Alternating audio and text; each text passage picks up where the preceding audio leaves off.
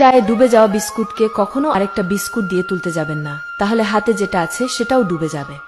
ঠিক তেমনি বউ থাকতে কখনো আরেকটা বউ খুঁজতে যাবেন না, তাহলে ঘরের যেটা আছে সেটাও চলে যাবে। বিপদে পড়লে কখনো আত্মীয় স্বজনের কাছে যাবেন না, কারণ বিপদ যখন আপনাকে নাচাবে আত্মীয় স্বজনরা হাততালি দেবে আর ঢোল পেটাবে। করলার মধ্যে আপনি যতই চিনি মেশান না কেন, করলা সবসময় তিতা থাকবে, কারণ তার স্বভাবে শুধু তিতাটাই আছে।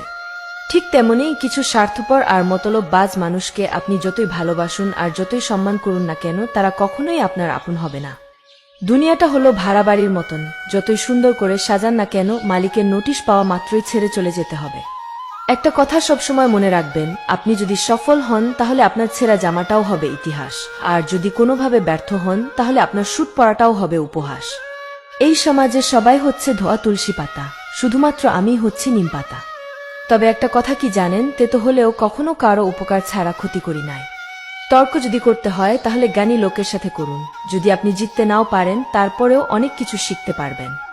আর যদি মূর্খের সাথে তর্কে জড়ান, জিততে তো পারবেনই না, উল্টো আপনার মান সম্মান যেটুকু আছে সেটুকুও শেষ হয়ে যাবে। জামাই যদি খারাপ হয় তখন মেয়ের মা বলে, কি করবি মা, ধৈর্য ধরে সংসারটা কর, নিশ্চয়ই তোর কপালে একদিন সুখ হবে। আর যদি বউটা খারাপ হয় তখন ছেলের মা বলে, বাবা তালাক দিয়ে দে, তার থেকেও ভালো বউ বিয়ে করাবো। শ্বশুর বাড়ির ঘড়িটা মনে হয় সবসময় 2-4 ঘন্টা বেশি চলে, কারণ কি জানেন, কারণ সকাল 7টায় ঘুম থেকে উঠেছি, তারপরও আমার শাশুড়ি পাশের বাসার খালাকে বলছেন, বাড়ির বউ যদি সকাল 9টার সময় ঘুম থেকে ওঠে তাহলে সেই বাড়িতে কোনো উন্নতি হয় না। শত্রু কখনো বাইরের লোক হয় না, শত্রু নিজের লোকই হয়। ওই যে স্বার্থে আঘাত লাগলে আপন লোকগুলোই শত্রু হয়ে যায়। সবাই ভালো ব্যবহারের যোগ্য হয় না, মাঝে মাঝে যে যেমন তার সাথে ঠিক তেমনই ব্যবহার করা উচিত, আর এটা অসভ্যতা নয় বরং প্রয়োজনীয়তা।